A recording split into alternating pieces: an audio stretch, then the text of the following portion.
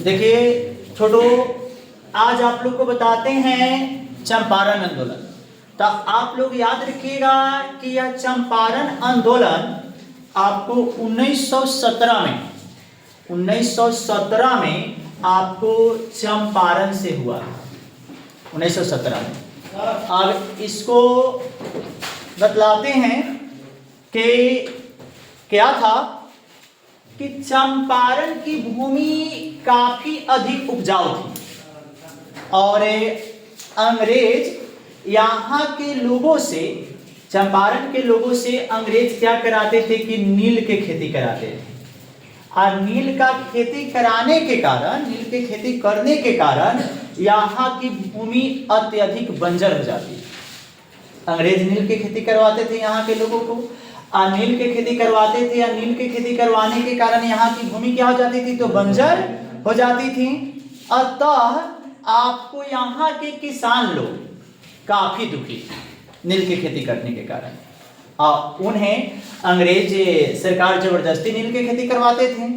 अतः इन लोगों ने, चंपारण के सारे लोगों ने, आपको बहुत सारे लोग राजकुमार शुक्ला के पास पहुंचे और राजकुमार शुक्ला से विनती किए कि देखिए ना कि थोड़ा गांधी जी को कहिए चंपारण आने के लिए, क्योंकि 1916 में गांधी जी लखनऊ आने वाले थे। इन लोगों को पता चला, तो इन लोगों ने कहा राजकुमार शुक्ला से कि जाइए आप विनती कीजिए और गांधी जी को कहिएगा कि थोड़ा चंपारण चलेंगे। चंपारण आएंगे तो वही हम लोग को इन नीलहे सरकार से, गोरे सरकार से हमें मुक्ति दिला सकते हैं। तो किसानों के कहने पे राजकुमार शुक्ला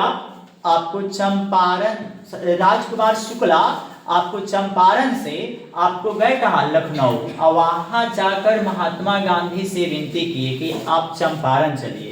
इनके कहने पे महात्मा गांधी कुछ दिन का समय लिए और फिर 1917 में वह चंपारण आए। और चंपारण आए तो चंपारण के किसानों का संगठन बनाकर और आपको यहाँ के किसानों को जो नील की जो खेती होती थी उससे मुक्ति दिलाए, और इस आंदोलन को चंपारण सत्याग्रह आंदोलन का नाम देते हैं। और आप लोग याद रखिएगा कि इसमें चंपारण को गांधी जी की कर्म भूमि कही गई है, क्योंकि आंदोलन की शुरुआत वह यहीं से किए थे।